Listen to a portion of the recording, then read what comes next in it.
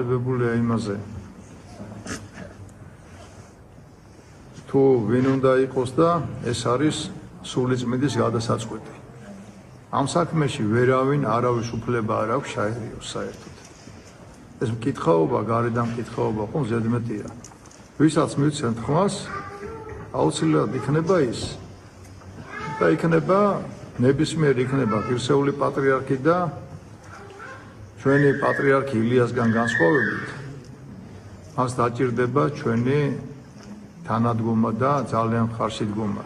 39 ეპისკოპოსი დავრჩით, ბევრი ვიყავით და 39 ეპისკოპოსი ვართ სინოდში და უნდა შევძლოთ რომ ერთობა და ერთსულოვნება გქონდეს. ჩვენი მსახურება რა არის, ვინ ვართ ჩვენ, ხო? ჩვენ არ ვართ რომელიმე ადამიანის მსახური და ის რა, ფართო გაგი. ჩვენი ეკლესია საიმედო ხელშია მერწმუნეთ.